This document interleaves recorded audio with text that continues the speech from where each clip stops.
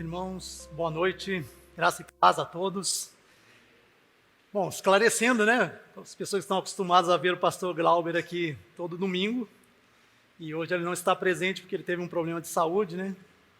E está impossibilitado de estar conosco. Já não esteve de manhã, o irmão Tiago esteve conduzindo a escola bíblica dominical, e hoje à noite eu fiquei com essa responsabilidade de trazer a palavra do Senhor.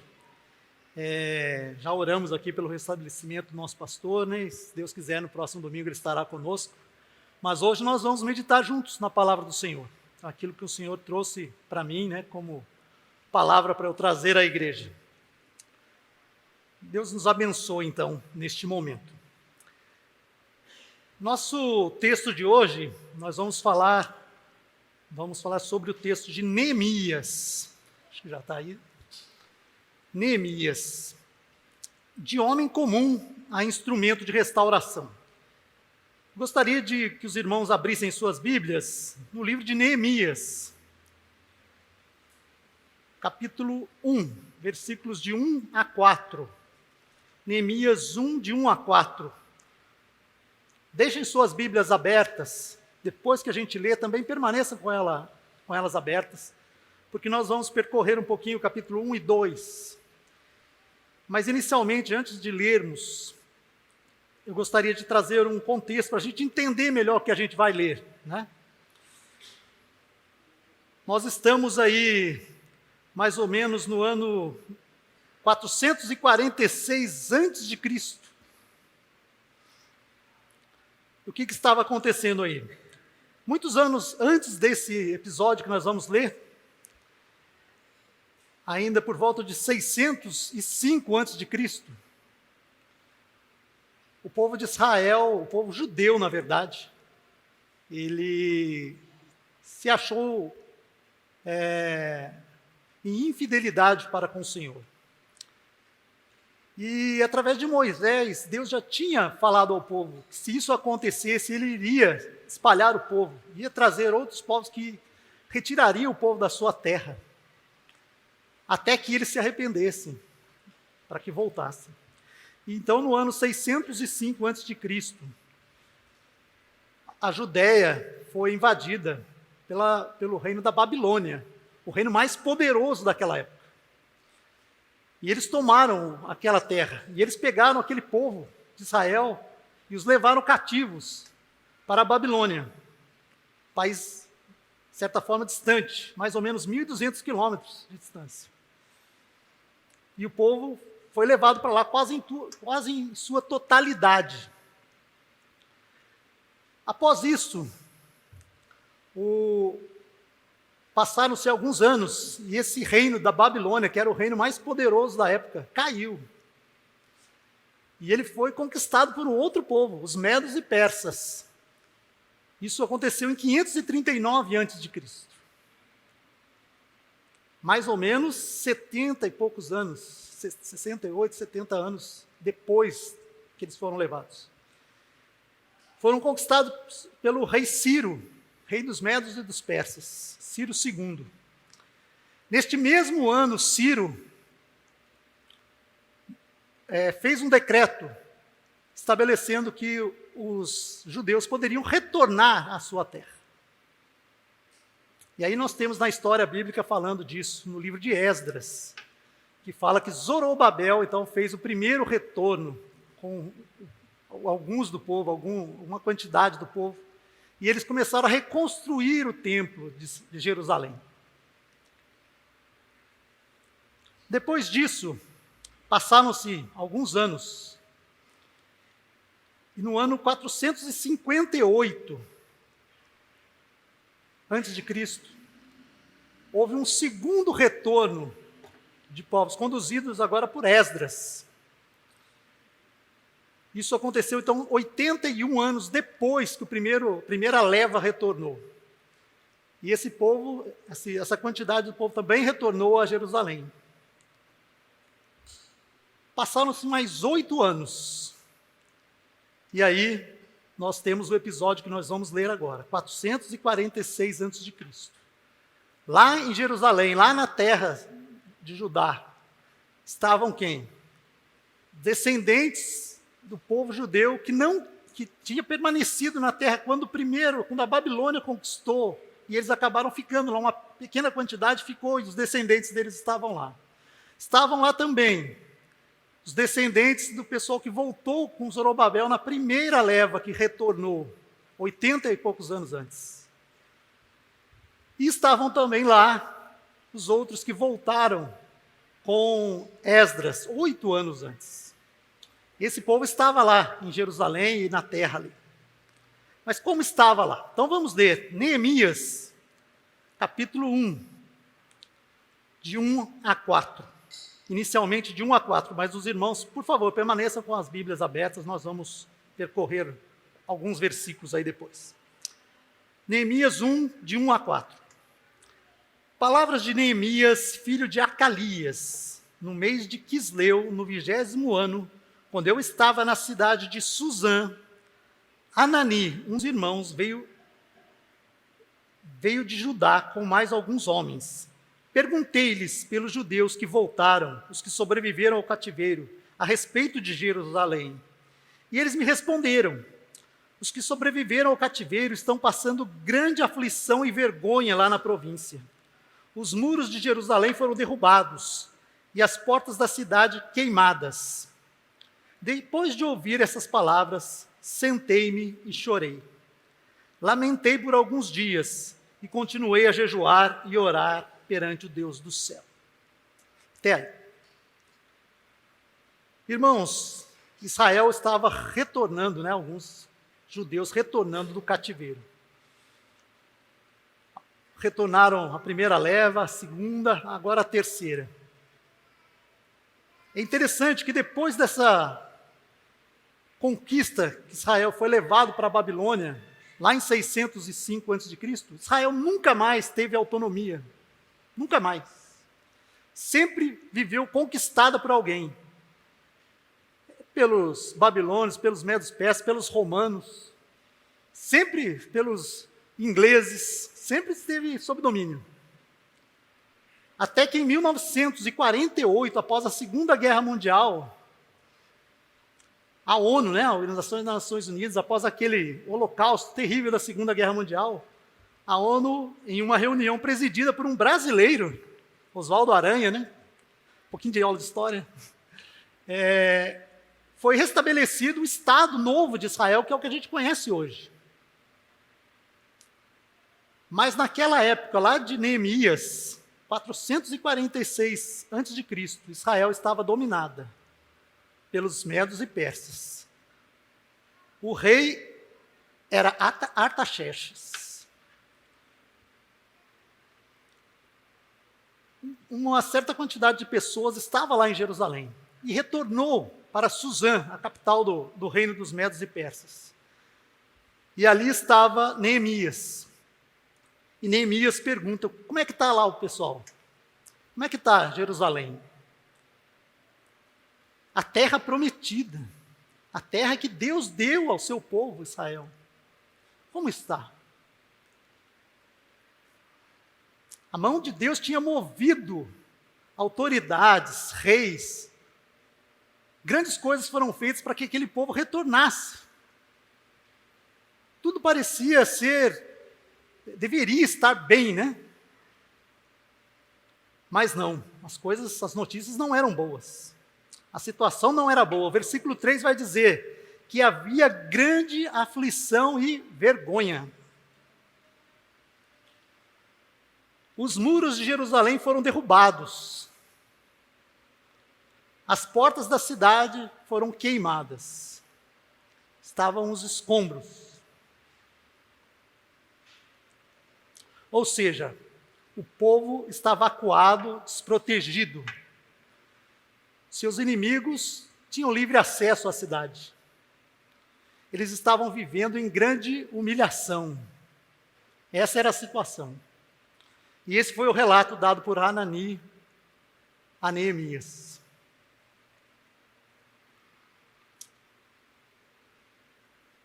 E aí nós temos o relato que diz qual foi a reação de Neemias ao ouvir essas notícias.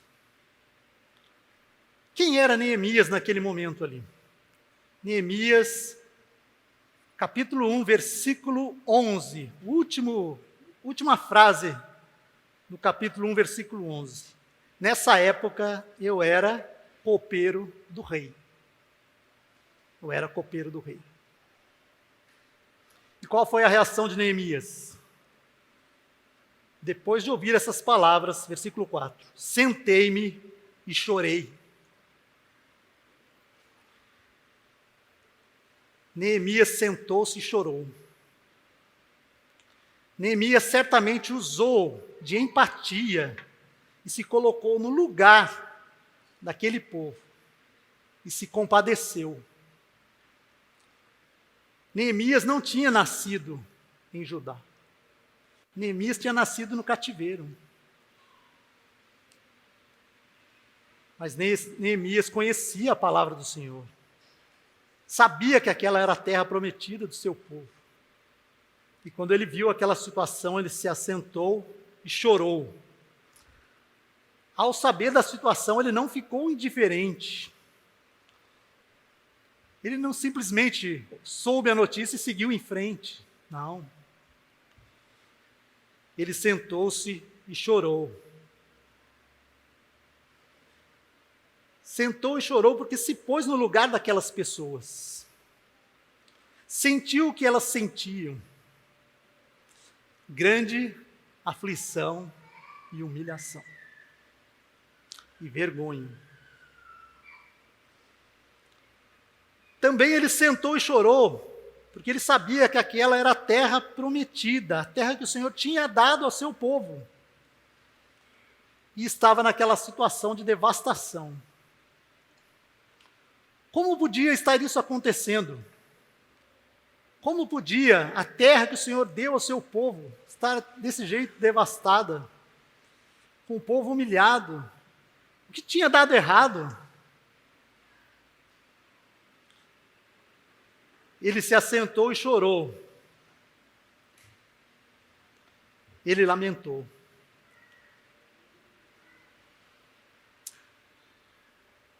Versículo 3 ainda. Lamentei por alguns dias e continuei a jejuar e orar perante o Deus do céu.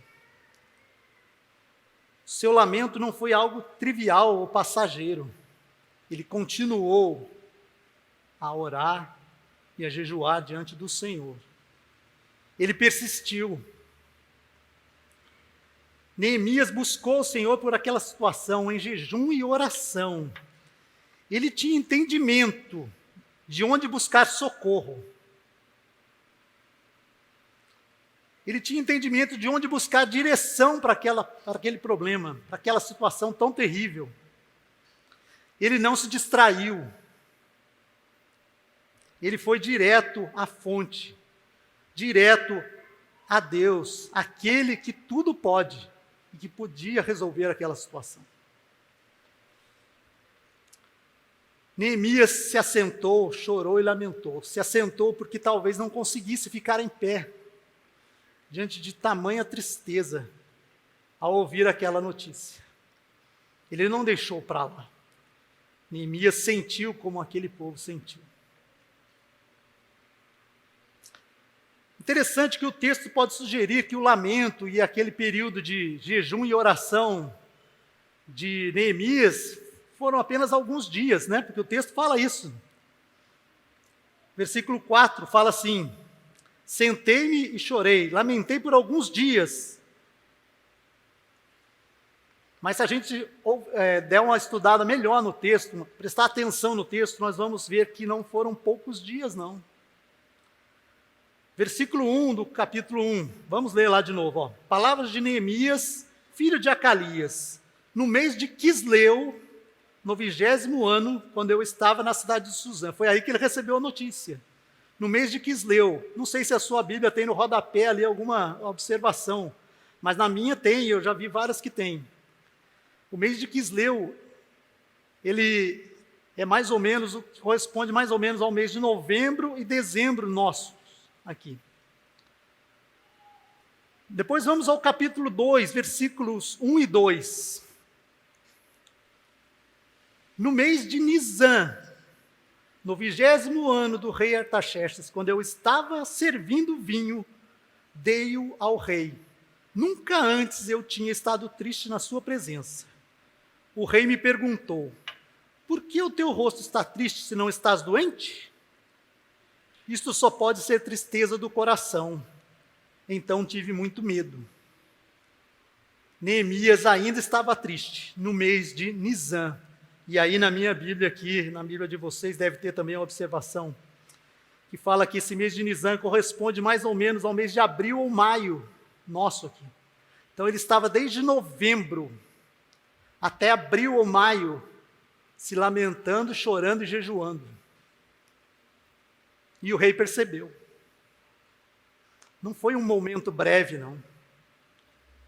Quando nós ouvimos notícias ruins sobre o povo do Senhor, sobre a igreja do Senhor, sobre a nossa própria igreja aqui, local, será que nós nos assentamos e lamentamos? Como Neemias? Será que isso provoca em nós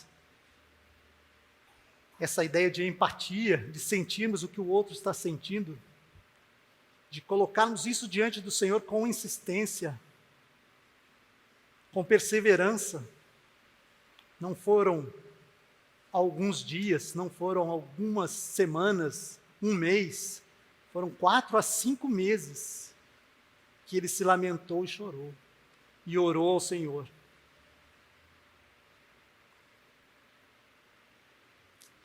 Mas quem era Neemias? O versículo 1 do capítulo 1 vai dizer assim: Neemias, filho de Acalias. E quem era Acalias? Não tem nenhum lugar da Bíblia que cita Acalias. Uma pessoa comum. Não era de descendência nobre, ou de descendência real. Não era nada disso. Neemias só é citado na Bíblia nesse livro de Neemias, e nenhum outro livro cita-se Neemias. Nem no Novo Testamento se fala de Neemias, porque Neemias era um homem comum, como eu, como você. Filho de Acalias, filho de José, de Maria, de Pedro, de João. Era um homem comum. Não tinha nada de especial. Mas ele estava numa função, de certa forma, importante. Ele era copeiro do rei.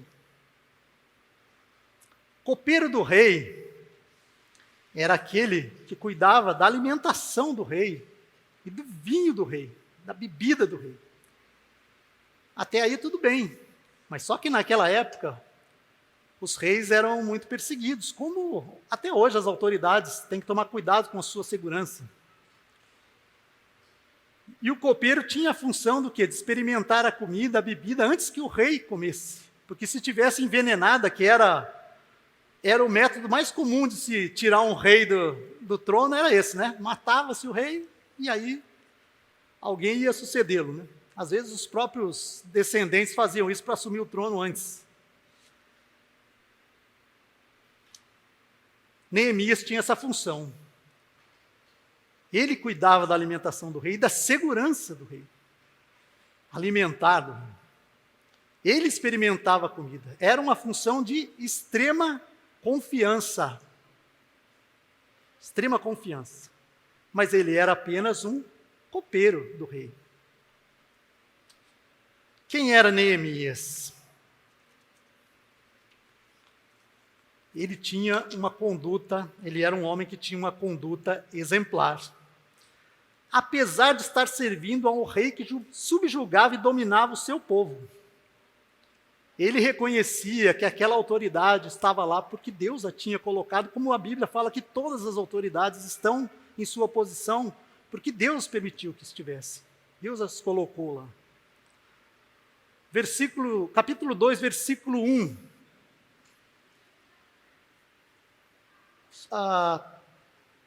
Finalzinho do versículo 1 do capítulo 2. Nunca antes eu tinha estado triste na sua presença, na presença do rei. Neemias trabalhava com afinco. Eu fico pensando em Neemias e às vezes eu sinto um pouco de vergonha. Que quantas vezes eu não fui trabalhar meio chateado porque meu chefe pegava no meu pé, meu patrão pegava no meu pé. E quando eu olho para Neemias, aquele homem servindo a um rei que subjugava o seu povo, mas ele servia e nunca ele tinha estado triste diante do rei. Sempre se mostrava alegre, feliz, servindo com alegria.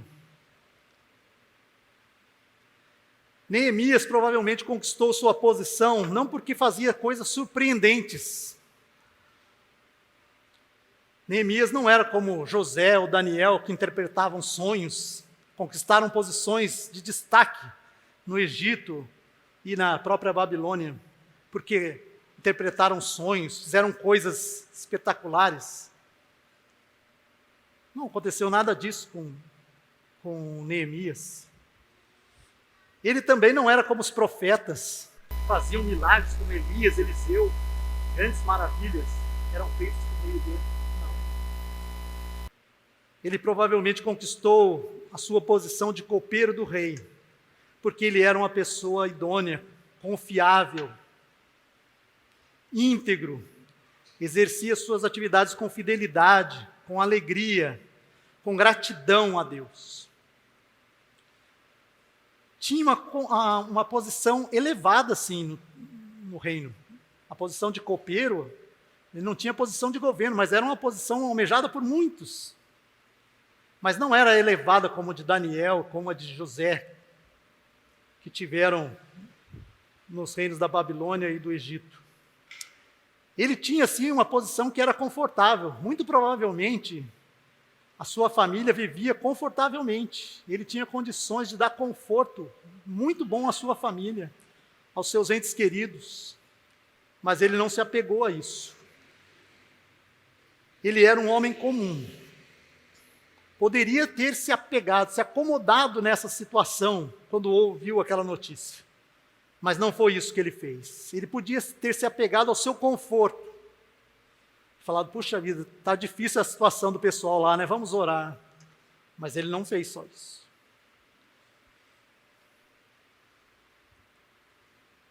Vamos agora tentar ver algumas coisas que Neemias fez. Como Neemias se conduziu diante dessa notícia que ele recebeu. Primeira coisa, Neemias compreendeu a verdadeira razão de aquela situação estar acontecendo.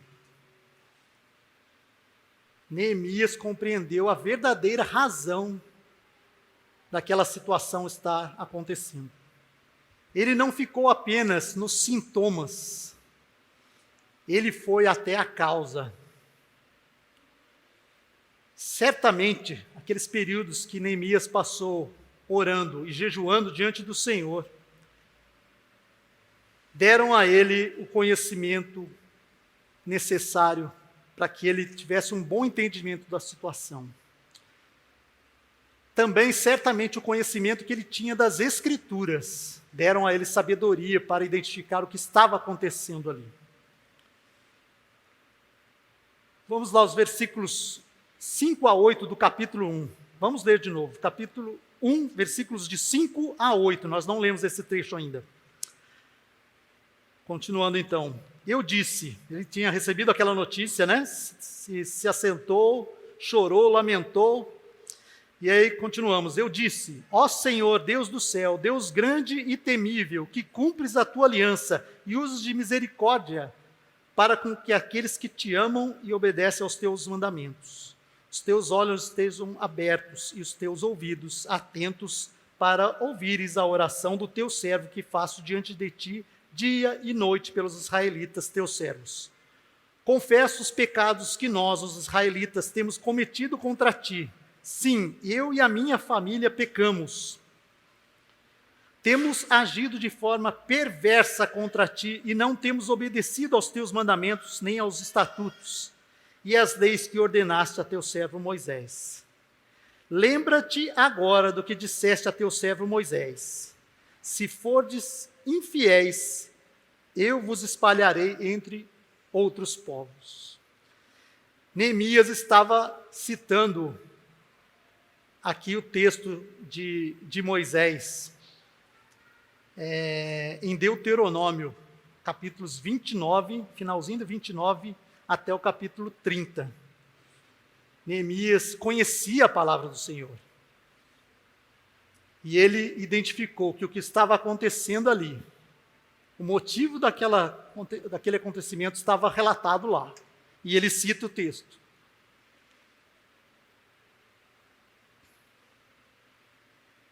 A causa não estava na maldade dos inimigos.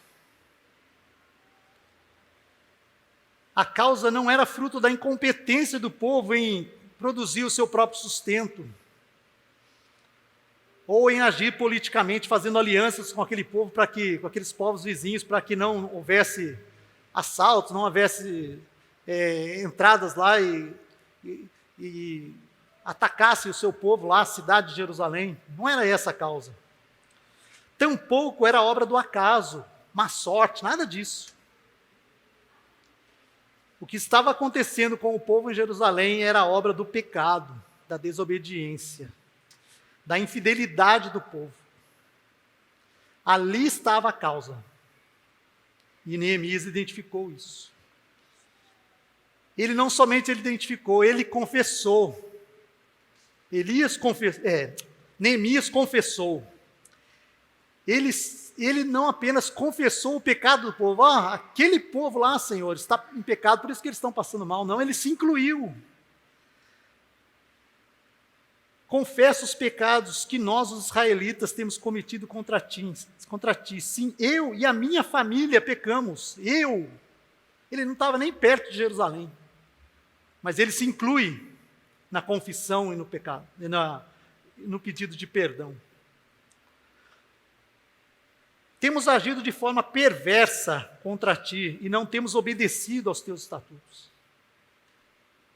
Neemias se inclui na confissão. Neemias descobriu a causa do problema. Ele não ficou só na superfície, ele foi lá na causa. Ele não ficou somente tentando resolver os problemas ali da cidade, ele foi direto à causa.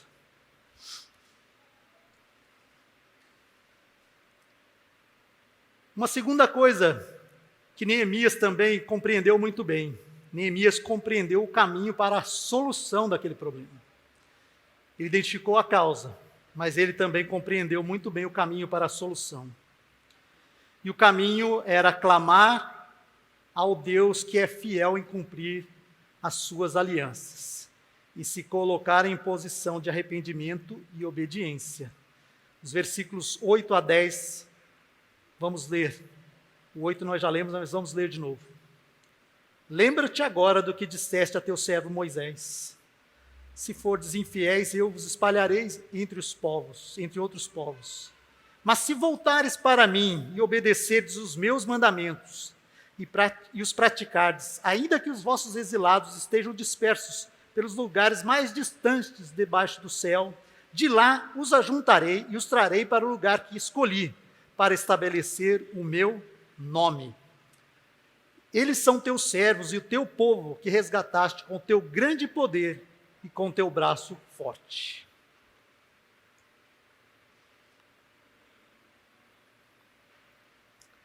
Neemias compreendeu o caminho da solução. Clamou ao Deus que tudo pode. Se colocou diante dele e colocou o povo em arrependimento. E em condição de obedecer novamente. Mas Neemias não ficou só nisso. Neemias se colocou em posição de ser um instrumento de Deus para a restauração. Vamos ler o versículo 11.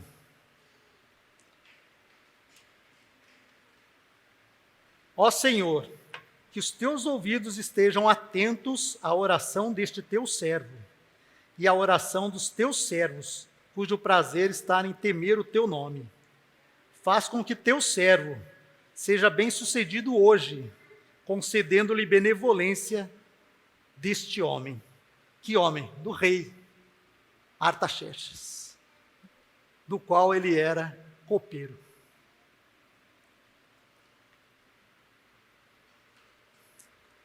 Neemias não confiou em seu prestígio diante do rei, certamente ele tinha.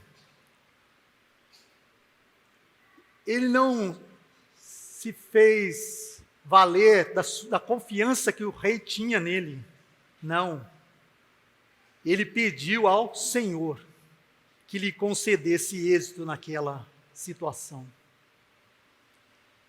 Ele pediu ao próprio Deus que concedesse êxito diante daquele rei. Neemias não era um funcionário político. Ele era apenas um copeiro. Ele não tinha condições de, como um governador, como alguém, chegar diante do rei e pedir coisas. Ele era o copeiro. Ele tinha que servir a comida e a bebida do rei. Mas Neemias se colocou em posição de instrumento do Senhor. Senhor, que o Senhor me use, que o Senhor me dê êxito diante desse rei. Porque Neemias não se conformava com a situação do povo.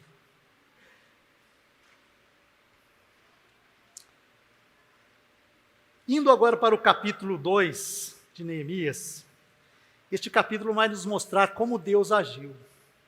Que grandes coisas Deus fez ali.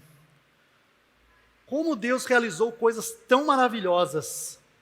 Porque um homem comum, como eu, como você, se colocou diante dele e se apresentou para ser usado por ele, mesmo em circunstâncias tão contrárias.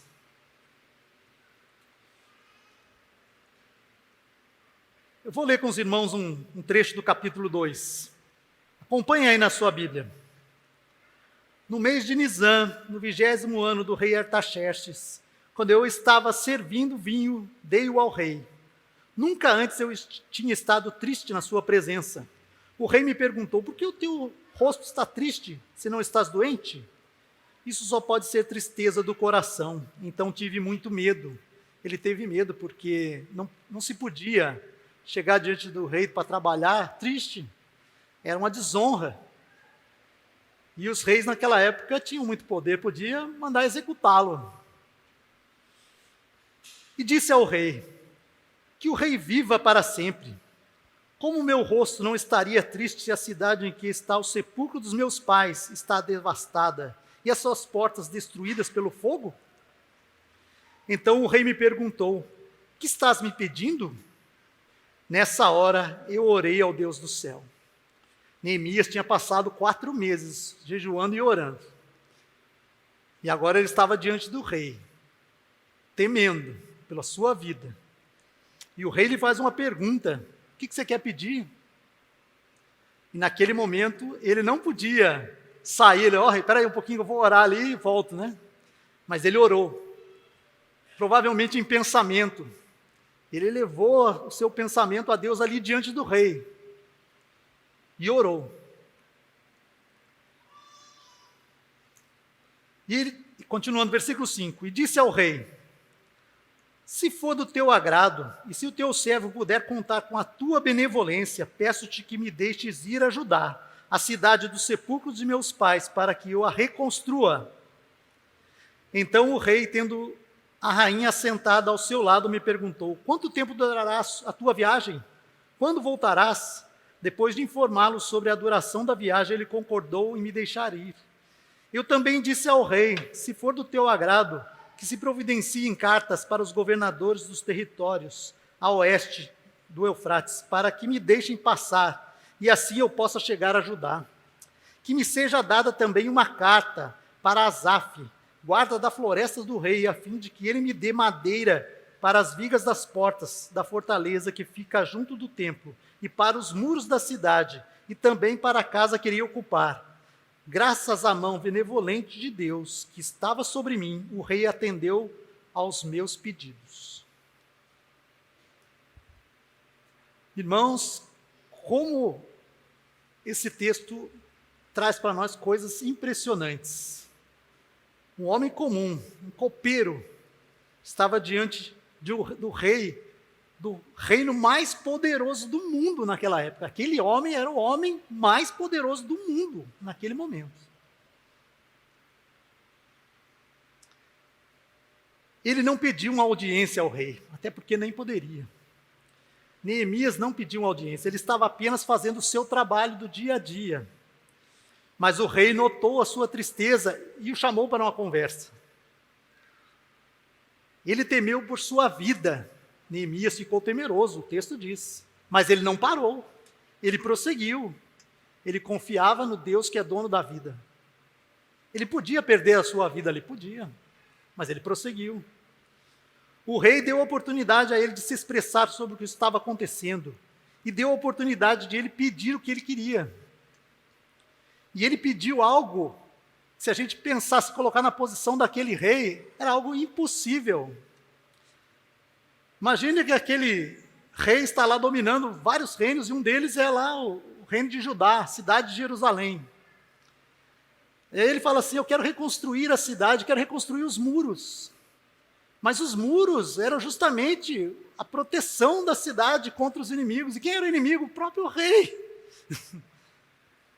Ele falava assim, poxa, é como se eu pedisse arma para o meu inimigo, para eu combater ele próprio. Mas o rei o atendeu.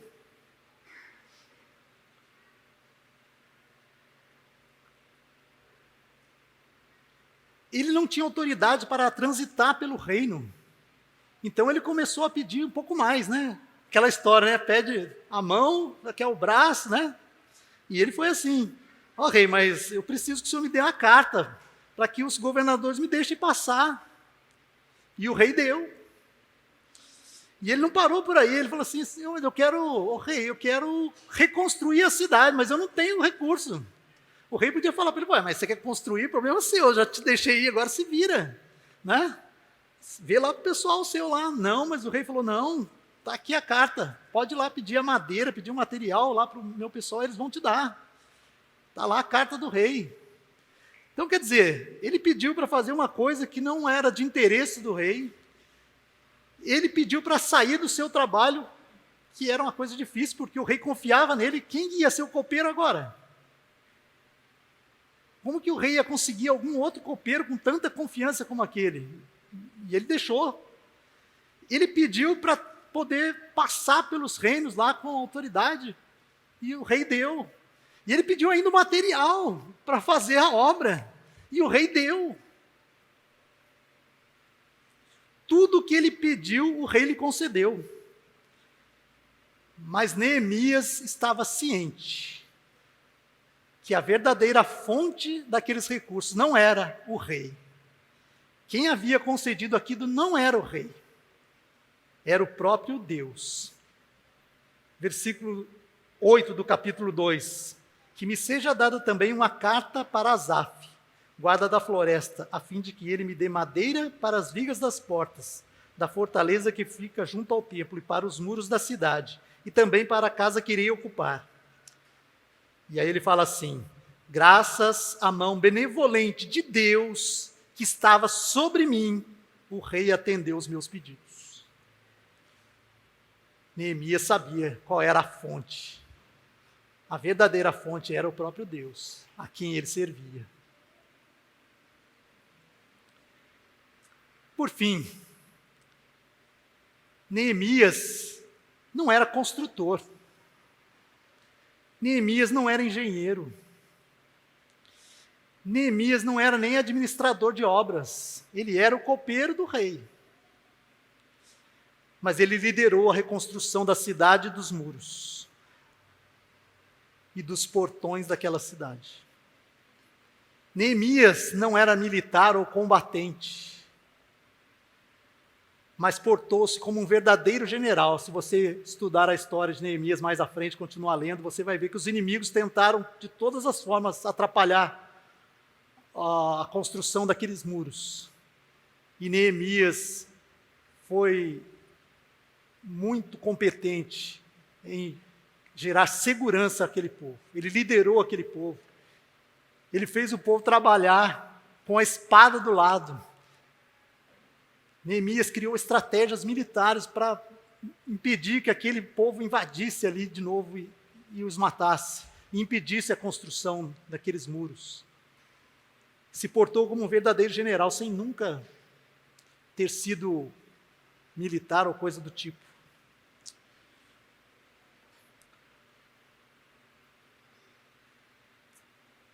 Não era de família real. Neemias não era nobre. Mas ele liderou e governou aquele povo com extrema competência. Ele era apenas um homem comum, o copeiro do rei, mas se pôs à disposição do Senhor como um instrumento dele e confiou na sua bondosa mão. E grandes coisas foram realizadas. Vamos ver o versículo 18 do capítulo 2. Olha lá. Neemias 2:18. Contei-lhes então como a mão de Deus havia sido bondosa comigo. E lhes relatei também as palavras do rei. E eles disseram: levantemo-nos e construamos os muros. E eles fortaleceram as mãos para essa boa obra. Como a mão do Senhor tem sido bondosa para com ele. Neemias sempre confiou que seria Deus que o conduziria ao êxito, sem, no entanto, deixar de se incluir como instrumento do Senhor para a execução dos seus planos. Ele confiava em Deus, mas ele fazia a parte dele. Ele se colocava como instrumento.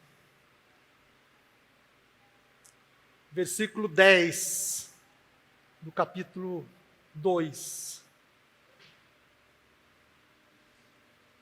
Deixa eu ver se é isso. Não, desculpa, irmãos. Versículo 20 do capítulo 2. Respondi então: o Deus do céu é quem fará que sejamos bem-sucedidos, e nós, seus servos, nos levantaremos e construiremos. Ele sabia que era Deus, o Deus do céu, que faria ele ter êxito na sua missão.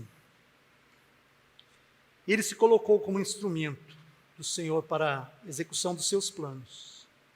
Mas ele sabia muito bem quem é que o conduziria, quem estava por trás dele.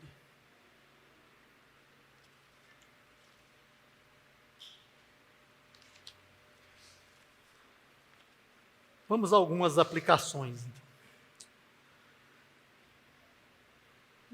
Irmãos, vamos pensar agora no nosso contexto. O povo de Deus hoje no mundo. A Igreja do Senhor, o movimento evangélico, cristão, como queiram dizer.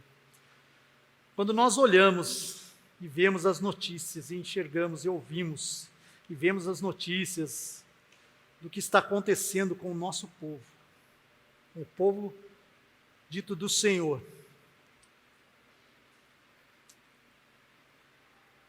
O que isso tem causado em nós? E nós temos visto muitas misérias, muitas humilhações do povo do Senhor. O que isso tem causado em nós? Apenas um breve lamento? Apenas uma indignação momentânea? Ou nós temos sido como Neemias, que teve que se assentar e chorar, porque não conseguia ficar de pé, porque aquilo o indignava de tal forma, a tristeza o consumia de tal forma, que ele não conseguia ficar de pé, porque o lamento daquele povo era o dele. Eu tenho tomado as necessidades, as misérias e as humilhações do povo do Senhor como minhas misérias, minhas necessidades e minhas humilhações, como Neemias fez? Quando o povo do Senhor está em pecado, está se desviando dos caminhos do Senhor, será que eu falo assim, aquela igreja lá, o pessoal simplesmente está deixando os caminhos do Senhor, mas isso não causa nada em mim? Será que eu não tenho vontade de me achegar ao Senhor e lamentar, e chorar, e clamar a Ele e me colocar como instrumento dele também para ajudar. Eu tenho me entristecido e levado essas demandas ao Senhor com perseverança, em lamento e súplica, como fez Neemias. Tenho me colocado em minhas orações por estas causas como parte do problema, mas também como parte da solução? Ou eu simplesmente enxergo de fora e está tudo bem? Está confortável aqui? Quando a nossa igreja está em dificuldade, está passando por algum problema, a nossa igreja local aqui, eu tenho me colocado como parte do problema? Ou isso aí é problema do pastor? Isso aí é problema da liderança. Isso aí é problema da liderança daquele ministério tal. Ou eu tenho me colocado como Neemias, como parte do problema e parte da solução também. Tenho me apresentado como instrumento do Senhor, mesmo que isso resulte em abrir mão de certos confortos que tenho hoje. Neemias fez isso. Neemias abriu mão de ser copeiro do rei, ele estava confortável lá, a família dele estava bem. Foi para um lugar de conflito, um lugar arrasado. Foi governar lá longe. O que eu tenho feito? Tenho me apegado aos meus confortos ou eu tenho me colocado como instrumento do Senhor? Eu tenho confiado na bondosa e poderosa mão do Senhor como Neemias? A mão do Senhor que nos conduz em sabedoria e que move os corações até dos reis e das autoridades mais poderosas do mundo? Tenho confiado nessa mão do Senhor? Será que eu tenho esse pensamento de que a mão do Senhor pode mover qualquer um? Moveu o homem mais poderoso do mundo, pedidos absurdos. O homem atendeu na hora, porque a mão do Senhor estava com Neemias. Eu tenho confiado que a mão do Senhor continua poderosa desse mesmo jeito hoje? Ou isso é só história de Neemias? Hoje a gente olha para tantas coisas que as autoridades fazem, as pessoas que estão governando nosso país, o mundo, pessoas que têm influência, imprensa, pessoas que têm influência como artistas, como influenciadores em geral. Quantas coisas ruins nós temos visto. Mas será que eu tenho achado que a mão do Senhor não é poderosa para mover esses corações? Neemias confiou que era. E o Senhor mudou a história.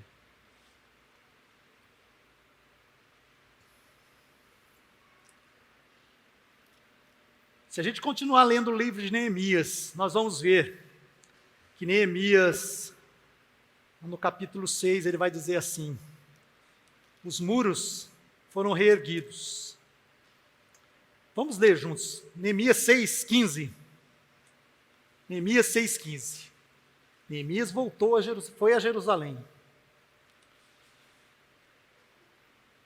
E Neemias 6,15 ele relata: e o muro foi concluído no 25º dia do mês de Elul, em 52 dias.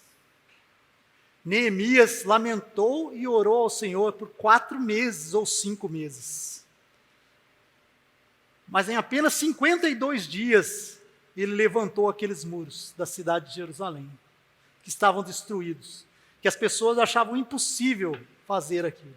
Ele que não era engenheiro, não era construtor, não era militar, fez tudo isso, liderou o povo numa coisa que parecia impossível.